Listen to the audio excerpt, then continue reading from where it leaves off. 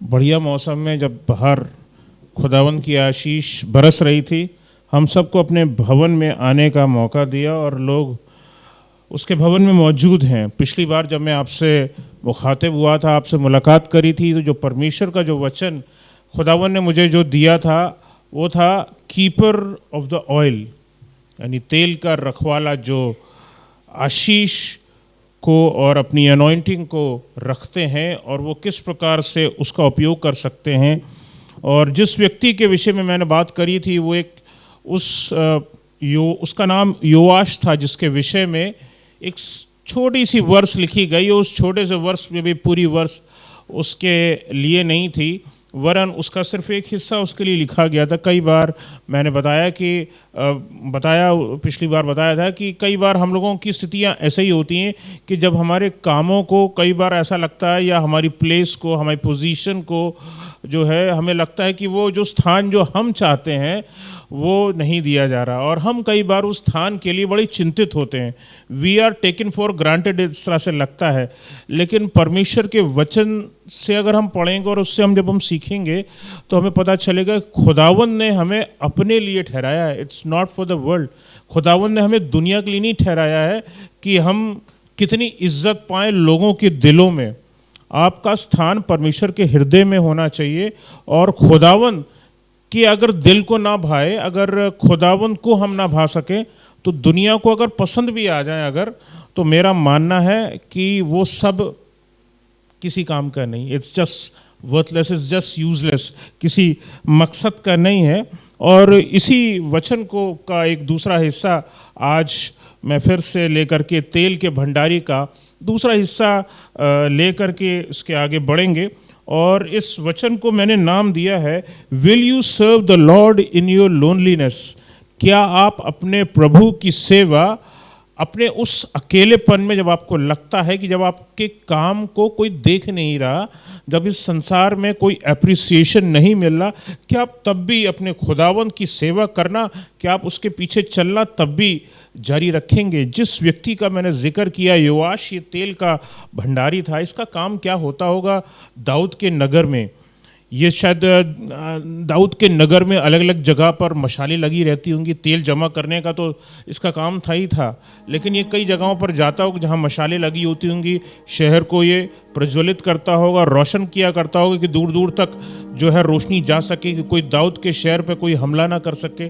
इसको कितना और जब ये जाया करता होगा रोशन करने के लिए कि रास्ते रोशन रहें, वो चार दीवारियाँ जो हैं वो रोशन रहें, ताकि हमें पता चल सके कि हम सुरक्षित हैं, ठीक हैं, भले हैं। ये काम बहुत छोटा सा लगता है, लेकिन खुदावन की नज़र में बहुत बड़ा है। पुराने समय में भी, अब तो ये सब लाइटिंग्स हो गई हैं। एक पुराना चैप्टर है, सीबीएसई में पढ़ाया जाता है, और उसमें एक जगह का एक समय का एक कहानी उसमें दी गई। उसमें एक जिक्र, पुराना हिस्से का जिक्र किया गया कि पुराने समय में जब स्ट्रीट लाइट्स इस तरह की आज के समय की तरह नहीं हुआ करती थी, तो पुराने समय में गैस की लालटेनें वगैरह हुआ करती थीं, या तेल के सिस्टम हुआ करता था कि तेल के वो लैंप्स हुआ करते थे, उनको जलाना होता था। ऐसे लोगों को कितने लोग जानते होंगे कि भैया हाँ, ये जाया करते थे ये स्ट्रीट पे, और ये जा कर के सड़कों को रोशन किया करते थे।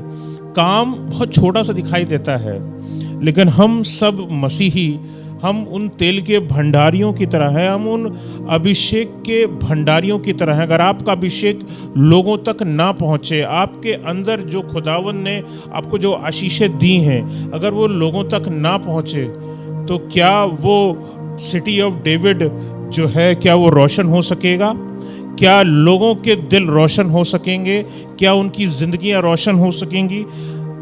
You are not working for the world. दुनिया में के लिए आप काम नहीं कर रहे हैं, आप खुदा के लिए काम कर रहे हैं। आप अकेले ही हैं और ये काम आपको अकेले ही करना है। Will you serve the Lord in your loneliness. क्या आप अपने परमेश्वर की सेवा तब भी आप काम करना पसंद करेंगे? ये योआश जब काम करता होगा तो ऐसे ही समयों में, ऐसे ही पलों में काम किया करता होगा। You are unnoticed. आपके काम को आपको नोटिस भी नहीं किया जाता है। कई बार आप कलीसिया में लोगों के लिए दुआएं करते हैं, लेकिन आपको लगता है कि शायद आपको नोटिस नहीं किया गया, आपको ध्यान नहीं दिया गया। It looks like a thankless job. आपको लगता है कि शायद आपको कोई थैंक यू बोलने वाला हो, तो मैंने फलाने के लिए दुआ करी थी, मैंने इसके लिए प्रार्थनाएं करी थी, मैंने इसके लिए घुटनों पर गया था, हमने इसके लिए फास्टिंग करी थी और हमने ये काम इस व्यक्ति के लिए किए थे। It looks like a thankless job, जिसमें शायद हमको धन्यवाद देने का विषय होना चाहिए था। आपको प्रतीत होता है कि आप तुच्छ हैं, आपको लगता है कि just as if you are nothing, आपकी काम को कोई पहचान नहीं मिली है, आपको ऐसा लगता है। कई बार सामने बैठे हुए जो कलीसिया में लोग होते हैं, उनकी स्थिति, उनको ऐसा ही लगता है कि यार we are just come over here over to listen to the word of God, enjoy the worship and just go back home. कई बार कलीसिया में बैठे हुए लोगों को बस इसी तरह सा लगता है, लेकिन वास्तव में ऐसी स्थिति नहीं है। आप तेल के भंडारी हैं, यहाँ से तेल उंडेला जाता है और मशक आप हैं, आप वो सुराइयाँ हैं, वो घड़े हैं जिनमें वो तेल डाला जा रहा है, उंडेला जा रहा है। और ज़रूरी है कि वो तेल लोगों पर डाला जाए ताकि पूरा दाऊद का शहर, वो खुदा के वो लोग रोशन हो सके और उनके द्वारा कई और आसपास के स्थान लोग नज़र आ सकें और लोग जो हैं प्रभु को धन्यवाद दे सकें। शायद वो आपको धन्यवाद नहीं देंगे, लेकिन खुदावंद को धन्यवाद ज़रूर करेंगे। Do it for the king of Kings, राजाओं के राजा के लिए ये काम करिए। कभी यह मत सोचिए कि इस दुनिया के लोगों ने आपके काम की तारीफ करी है या नहीं करी है। Never do this job for the world. हमको हमारे पादरी साहब ने कुछ बोला कि नहीं बोला, हमारे बॉस ने हमारी तारीफ करी कि नहीं करी, it doesn't matter. Your God should matter to you. आपके सबसे बड़े बॉस ने अगर आपको अपने दिल में जगह दी है, that is the biggest thing. सबसे बड़ी चीज़ है, सबसे ख़ास चीज़ है वो आपका हर एक योगदान जो आपने हर एक अच्छे पल में और हर एक बुरे पल में दिया है, खुदा के साथ खड़े रहें और खुदा के काम को किया है, वो उस हर एक योगदान को जानता है। And that is very necessary, और ये बात बहुत ज़रूरी है। नीति वचन 15 अध्याय और उसकी 3 आयत में कुछ यूं लिखा हुआ है, यहोवा की आंखें सब स्थानों में लगी रहती हैं, और लिखा है वे बुरे भले दोनों को देखती रहती हैं। सो अगर आप बुरा कर रहे हैं तो भी देखती हैं, और अगर आप खुदा का कुछ भला काम कर रहे हैं तो भी खुदा की नज़रें आप पर बनी हुई हैं। गॉड सीज यू, खुदावंद आपको देखते रहते हैं, परमेश्वर आपको देखते रहते हैं। इसलिए अपने काम के प्रतिफल के प्रति चिंतित ना हो। मैंने जो काम किया है, खुदावंद उसका फल मुझे देगा नहीं देगा, कैसे क्या होगा, इसलिए आप चिंतित ना हो। Because it's a promise given by Jesus. ये एक वायदा है जो प्रभु यीशु मसीह ने हमारे लिए रखा है, और ये बात लिखी है प्रकाशित वाक्य में। मैं चाहता हूँ कि पढ़ दिया जाए तो बेहतर होगा। सबसे आखिरी किताब है और सबसे आखिरी अध्याय यानी 22वां अध्याय है, और इसकी 12वीं आयत हम लोग देखेंगे। प्रकाशित वाक्य बाइबल के अंत में मिलेगा, और 22वां अध्याय ये भी आपको बाइबल के आखिर में मिलेगा, और उसकी 12वीं वर्ष है। इसको पढ़ें तो इसमें कुछ प्रॉमिस लिखा हुआ है जो प्रभु यीशु मसीह की ओर से आपके लिए लिखा हुआ है, हमारे लिए लिखा हुआ है। देख मैं शीघ्र आने वाला हूँ। प्रभु यीशु मसीह का एक वायदा है, लिखा है कि मैं शीघ्र आने वाला हूँ। I am coming soon. हम में से बहुतों की नज़रें थक सी गई हैं। 2000 साल गुजर चुके हैं। खुदावंद तू वापस लौट के आएगा या भी तू 2000 साल और लगाएगा, हमें पता नहीं। लिखा है, ये बात सत्य तो है, पूरा तो होगा। 2000 साल गुजर गए, क्या 2000 साल और गुजारेगा? शायद हमारे दिलों में ये बात रहती है, लेकिन यहाँ पर प्रभु यीशु मसीह कहते हैं, उनका वायदा है और लिखा हुआ है मैं शीघ्र आने वाला हूँ। आई एम कमिंग सून, मैं जल्दी आने वाला हूँ। आगे पढ़ दें।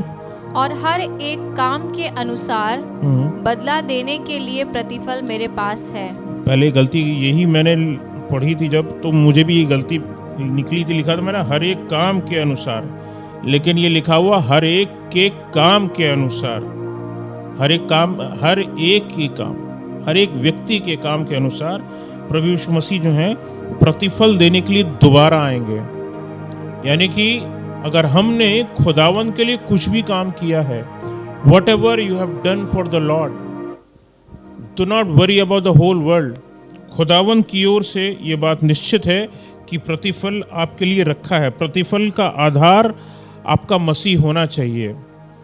आपको रिजल्ट में आपको कुछ चाहिए है, अगर आपको कुछ इनाम चाहिए है, कम से कम ये तो मेरी इच्छा है। मैं मेरे जितनी भी सेवकाई मैं अभी तक करता हूँ, खुदावन मेरे को कुछ नहीं चाहिए, सिर्फ प्रभु यीशु मसीह नासरी आप चाहिए। आप मुझे जिस जगह रखेंगे, जहाँ भी होंगे, जिस जगह भी रखेंगे, वहाँ मुझे आपकी उपस्थिति चाहिए। क्योंकि मैं इतने साल जो भी सेवा करी है और आगे बुढ़ापे तक, मरने तक जितनी भी सेवा करूँगा, जो भी करूँगा, आपकी उपस्थिति में रहते हुए करूँगा। अगर आप नहीं है मेरे साथ, तो वो ये तमाम सेवकाई का कोई मायने नहीं है जो अगर आप कर भी रहे हैं। And if there is Jesus not present into it, it's worthless, वो यूजलेस है। तो मेरा तो कम से कम अपना मानना यही है कि मेरे अपने प्रतिफल का आधार तो मेरा मसीह है। क्या आपके प्रतिफल का आधार मसीह है कि नहीं है? आपके प्रतिफल का आधार मसीह होना चाहिए, क्योंकि केवल मसीह ही कलीसिया की नींव है। बाइबल हमें यही बताती है, यही हमें कुछ इस प्रकार से लिखा हुआ है, जिसको हम लोग पढ़ सकते हैं। पहला कुरिन्थियों 3 अध्याय और उसकी 11 से 14 आयत के बीच में हम लोग यहाँ पर देखेंगे, और यहाँ कुछ इस प्रकार से लिखा हुआ है। पहला कुरिन्थियों 3 अध्याय और उसकी 11 से 14 आयत के बीच में देखेंगे। क्योंकि उस नींव को छोड़ जो पड़ी है जी, और वो यीशु मसीह है जी, कोई दूसरी नींव नहीं डाल सकता। लिखा कि उस नींव को जो पड़ी है और वह यीशु मसीह है। हमारी जो नींव है वो यीशु मसीह है। हमारे क्रिश्चियन लाइफ का जो आधार है वो यीशु मसीह है। हमारे जीवन का, हमारे धार्मिक आधार का, हमारे जो भी जीवन हम खुदा में गुजारते हैं, अगर उसका आधार मसीह नहीं है, तो ये बात निश्चित जान लीजिए, आपकी धार्मिकता अगर दिखाने भर की है या ऐसी चीज़ों की है जिसमें प्रभु यीशु मसीह उसका आधार नहीं है, तो वो घर ढह जाएगा। जैसे आप जानते हैं बाइबल के अनुसार, वो ऐसा घर जिसका नींव यीशु मसीह नहीं है, वो ढा दिया जाएगा। लिखा है कोई दूसरी नींव नहीं डाल सकता। इट्स इम्पॉसिबल कि वो बना रह सके और चलता रह सके। इसकी 12वीं आयत में जब हम आगे पढ़ते हैं, इसको आगे पढ़ते हैं 12वीं आयत। यदि कोई इस नींव पर सोना या चांदी या बहुमूल्य पत्थर या काठ या घास या फूस का रद्दा रखे। मैं यहाँ बताना चाहता हूँ कि यहाँ पर आपके कार्यों की तुलना इन चीज़ों से करी गई है। ठीक है, ये जो सोना की बात करी गई है, ये जो चांदी की बात करी गई है, यहाँ जो बहुमूल पत्थर की बात करी गई है, काठ की बात करी गई है, घास फूस की बात करी गई है, ये यहाँ पर आपके कामों की जो आप खुदावन के लिए करते हैं, परमेश्वर के लिए करते हैं, प्रभु के लिए करते हैं, उसके विषय में ये बात करी गई है। आप अपने बाइबल में इन चीज़ों को अंडरलाइन कर सकते हैं, इन स्थानों को खासतौर से इन चीज़ों को अंडरलाइन कर सकते हैं। यहाँ पर आपके कार्यों की तुलना की गई है। This is your own Christian works that you have done for the Lord in your whole life. ये उनकी विषय में यहाँ पर लिखी गई है।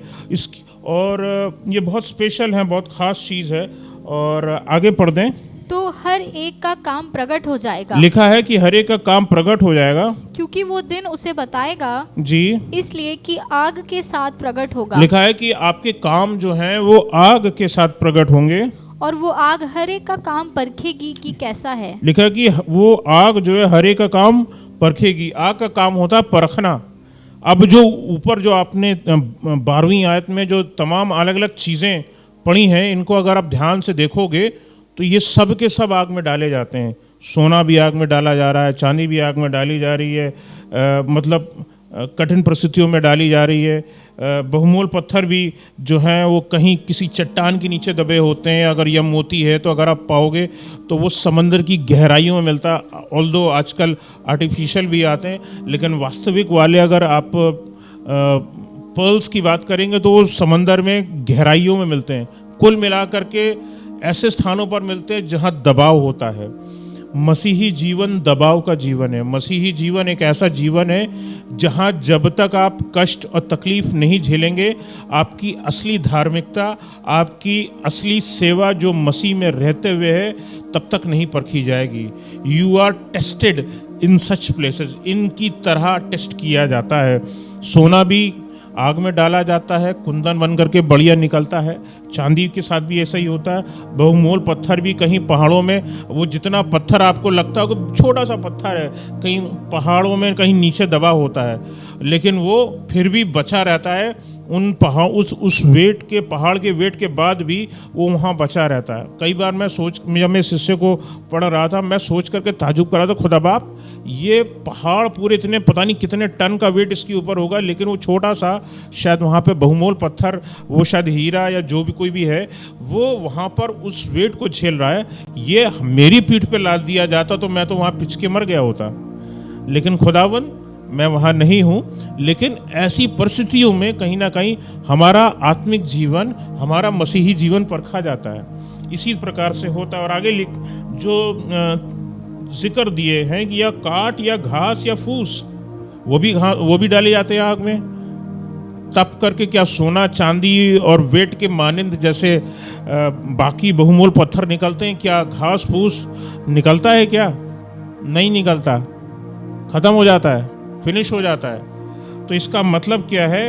जैसे कि इसमें हमने 13वीं आयत में पढ़ा है, इसमें साफ लिखा हुआ है कि काम जो है आपके वो आग के साथ प्रकट होंगे और हर एक का काम जो है वो परखेगी ये आग। ये आग जो हमारे जीवन में उतरती है, ये हमारे कामों को परखती है। और कुछ लोग तो इस आग के द्वारा शुद्ध बन जाएंगे।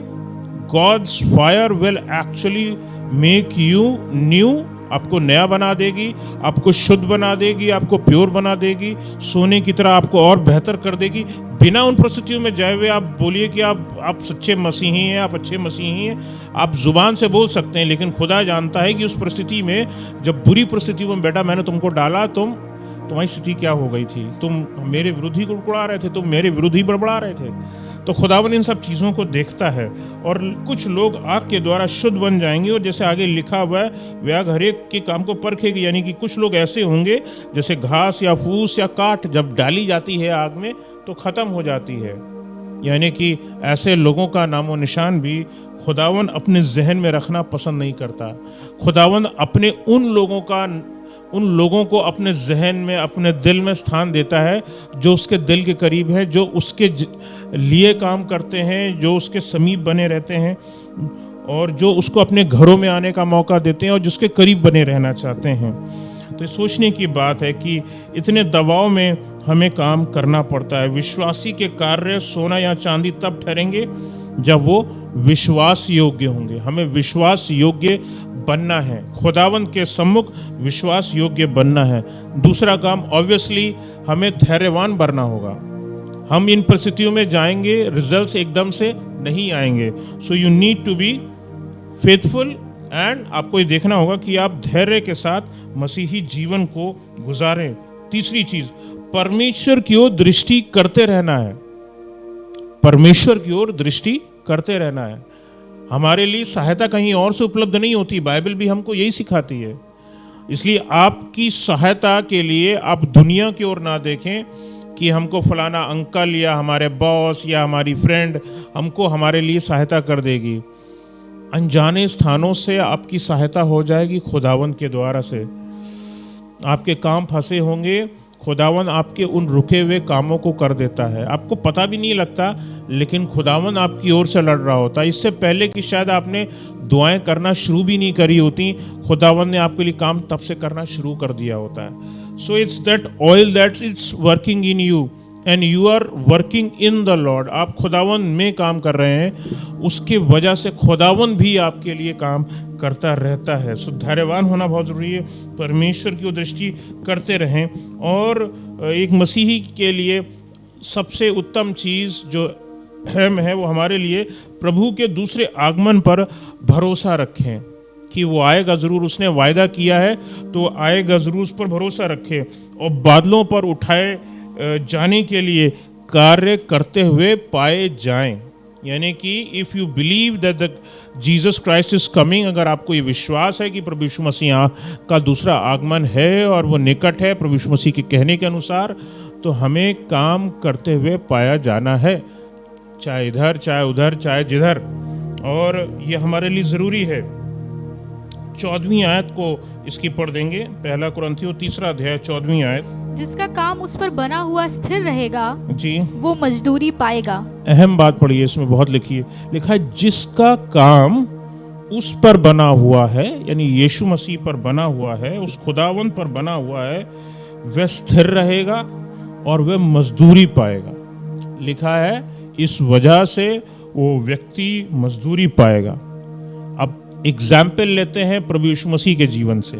लिखा हुआ है मसीह ने, मैं बताना चाहता हूं जो मैंने पढ़ा, जो मैंने समझा बाइबल से, मसीह ने अपनी सेवा परमेश्वर के भवन में करी। यशाया नबी की किताब पढ़ी उसमें से लेकर के, और वहाँ से उसको धक्का मार करके वहाँ से निकाल देने की कोशिश करी गई, यहाँ तक कि उसको पहाड़ी से गिरा देने की कोशिश करी गई, लेकिन वो हारे नहीं, प्रभु यीशु मसीह हारे नहीं और रुके नहीं, और फिर भी वहाँ से निकल करके चले गए। और फिर कहाँ पर हमें बाइबल में एक जिक्र आता है कि भैया वहाँ से निकले तो कहाँ घुस गए, जक्कई के घर में घुस गए। जक्कई के घर में घुस गए। जब जक्कई के घर में घुस गए तो इसका मतलब क्या हुआ, जक्कई के घर में उद्धार आया। Jesus worked in the house of Zacchaeus and the whole family was changed. पूरा परिवार बदल गया। आपके अंदर का तेल किसी व्यक्ति को, किसी के परिवार को बदल सकने की सामर्थ्य रखता है। इस बात पर आपको भरोसा रखना है और ये आपको करते रहना है। Your entering into someone's house may seem small to you.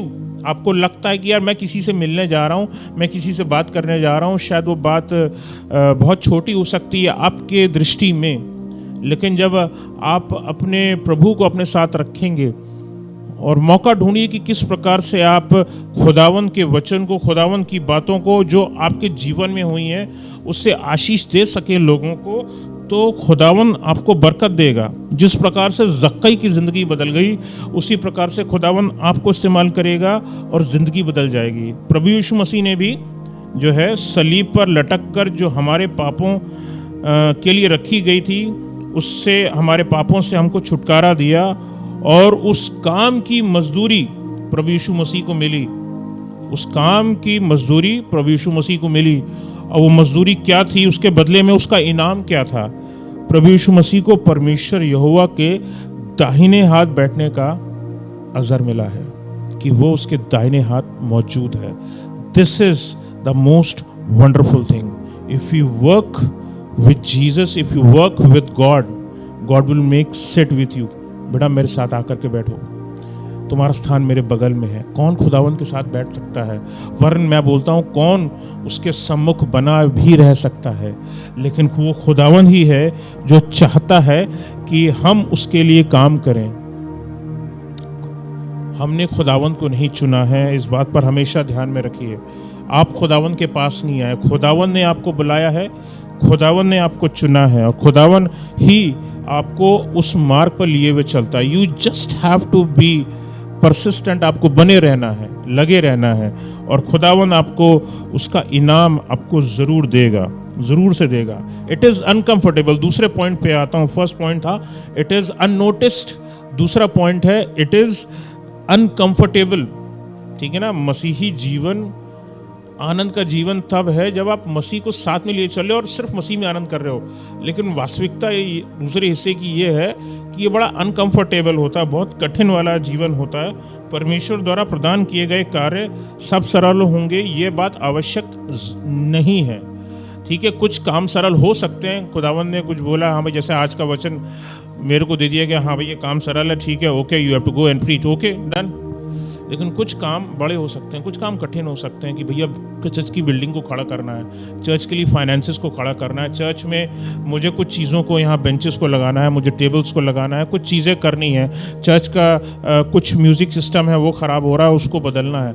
Things are tough, things are different, not every time your work is easy. आपका काम हर समय आसान है, ज़रूरी नहीं है आपके कार्य सरल होंगे, ये बात ज़रूरी नहीं है।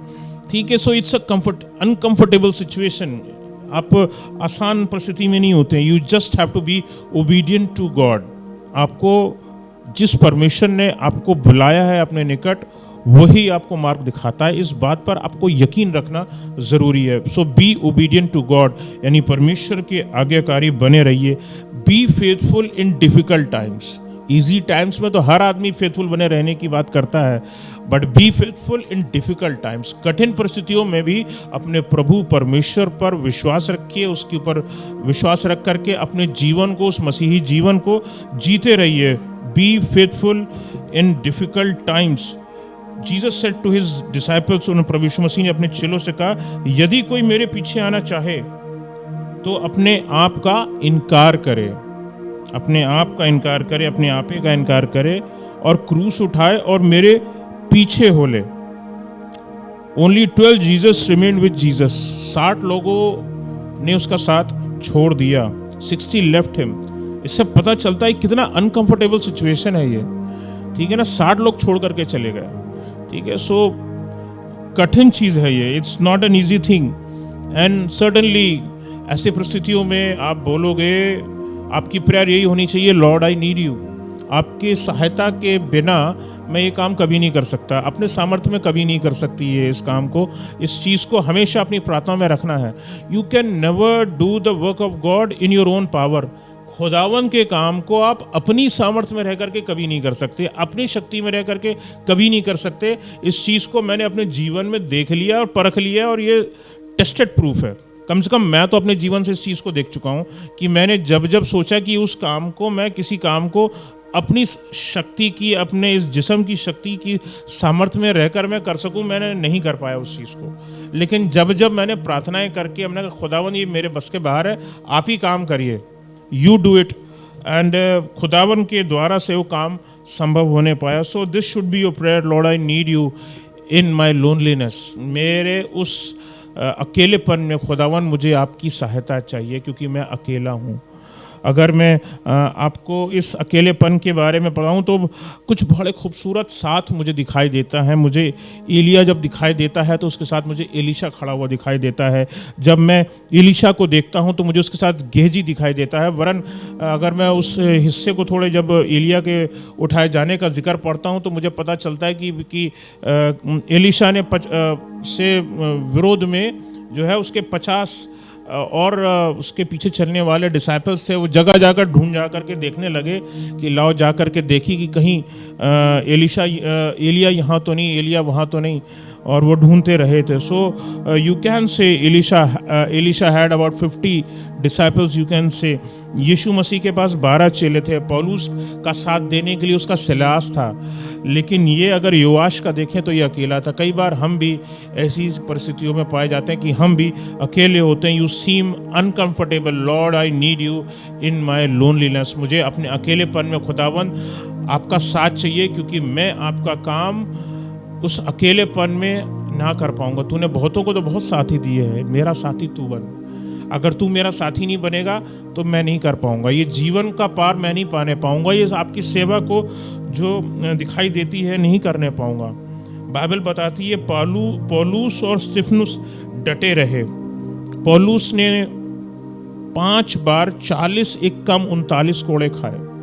हमेशा लोग उसको 39 ही बोलते हैं, लेकिन जब बाइबल में लिखा गया तो उसको 40 एक कम 39 करके लिखा गया है। एक बार मैंने अपनी प्रिंसिपल से भी बोला, why do you call it 40-1, just that is it means 39। हमने उनको बताने की कोशिश करी, लेकिन बॉसेस नहीं समझा सका उनको, लेकिन आपको समझा सकता हूँ। और जब हम बोलते हैं 40 एक कम, तो 40वां कोड़े का मतलब है जान निकल गई। प्रभु यीशु मसीह ने 40 एक कम 39 कोड़े खाए थे, यानी अगर एक कोड़ा उसको और मिलता तो उसकी जान निकल गई होती। इसी प्रकार से पौलुस की भी हर बार जब उसको 40 एक कम 39 कोड़े मिले थे तो हर बार उसकी जान रखी थी कि अब गई। उस पल तक खुदावन उसके साथ बना रहा है। और इससे पता चलता है कि आप जीवन के उस मौत के आखिरी पड़ाव पे क्यों ना खड़े हो, खुदावन आपको उस पल से बाहर निकालने की सामर्थ्य रखता है, और खुदावन आपको जिंदगी देने की सामर्थ्य रखता है। और कईयों में जिंदगी को सामर्थ्य देने के लिए कि आप लोगों के लिए सामर्थ्य बने, शक्ति बने, आप देने की सामर्थ्य रखता है। और पौलुस जब वो सब कुछ कर चुका, अपने बुढ़ापे में बोलता है पौलुस, मैं अच्छी कुश्ती लड़ चुका, मैंने अपनी दौड़ पूरी करी है। Very satisfactory word. उतने सारे कष्टों के बाद मुझे जब ये वर्स मिलती है एक यही तो चीज़ है ना कि ये आयत अभी आप कह सकते हो कि मैं एक अच्छी कुश्ती लड़ चुका, मैंने अपनी दौड़ पूरी कर ली है? There is a question mark over there. ये क्वेश्चन मार्क मैं समझता हूँ हम में से यहाँ उपस्थित हर एक व्यक्ति के दिल में होगा। उसने ये कह लिया, वो कह पाया कि उसके जीवन की दौड़ पूरी हो गई, वो कहने पाया उसने अच्छी कुश्ती लड़ी है, वो कहने पाया। क्या हमने अच्छी कुश्ती लड़ी है? क्या हमने अपनी दौड़ पूरी करी है? ये हमें देखना है। इसका मतलब है अगर हम वो उतने ढंग से नहीं कर पाए तो हमें और बेहतर करना होगा। स्तिफनुस के बारे में बताना चाहता हूँ। स्तिफनुस भी डटा रहा और जब उसको पत्थरवाह किया जा रहा था तब उसने स्वर्ग को अपने आँखों से खुलते हुए देखा था। यानी आपके लिए वो परमेश्वर के निकट का स्थान रखा है, स्वर्ग आपके लिए खुला है, वो परमेश्वर आपको अपने निकट बुलाना चाहता है। इस संसार में तो भले ही दुख दिखाई देता है, इस संसार में बड़ी अनकंफर्टेबल सिचुएशन दिखाई देती है, सेवा कैसे करें असंभव सी लगती है। It's really very tough. Third point पे आता हूँ, इट इज़ लोनली, अकेलापन है। जैसे कि मैंने कहा, ऐसा लगता है कि हमारा स्वामी भी हमारे साथ नहीं है। हमारा स्वामी यानी हमारा परमेश्वर भी कई बार लगता है कि जैसे परमेश्वर हमारा साथ नहीं दे रहे। It looks like that. निकालेंगे हम लोग एक जगह पढ़ेंगे, मत्ती 25 और उसकी 21वीं अध्याय, और यहाँ पर एक पैराबल यहाँ पर दिया गया है, एक दृष्टांत यहाँ पर दिया गया है। और इंग्लिश में अगर हम पढ़ सकें तो वहाँ पर मुझे एक खूबसूरत बात दिखाई देती है। ये आखिरी बात बता करके यहाँ मैं ख़त्म करना चाहूँगा, यहाँ पर कलाम को विराम देना चाहूँगा। और 25 की 21वीं आयत, and if possible can anyone read in English? Yes. Well done my good and faithful servant. Yes. Hallelujah, hallelujah. खुदावन आपको बोलता है वेल डन, बेटा तूने बहुत अच्छा किया है, बेटी तूने बहुत अच्छा किया है। हमारी सेवाएं जो हम अपने खुदावन के लिए देते हैं किसी भी रूप में, गॉड सेज वेल डन। अभी वो वेल डन तक पहुँचे कि नहीं है? 100 आउट ऑफ 100 मार्क्स मिले कि नहीं मिले? 90 भी मिले कि नहीं मिले? 80 भी मिले कि नहीं मिले? हम लोगों को क्या स्कूल में यही बोला जाता है, भाई 80 मिले कि नहीं मिले, 90 मिले कि नहीं मिले? हमारा खुदावंद हमसे जब कहे वेल डन माय सर्वेंट, तब समझिए आपकी जो भी आपने सेवा अपने मसीह को दी है, अपने यीशु को दी है, वो पूरी हुई है। Seems lonely but God will give you a reward as written over here. जिससे परमेश्वर के कलाम में यहाँ लिखा है, वैसे ही वो खुदावंद आपको आशीष देगा और एक बड़े रिवॉर्ड के साथ में आपको ऊंचे स्थान पर बैठा लेगा, आपको अपने करीब रख करके वो इज्जत देगा जो बहुतों को नसीब नहीं होती। जैसे उसने अपने बेटे को अपने निकट बैठाला है, वैसे ही वो आपको अपने निकट बैठा लेगा। Praise the Lord.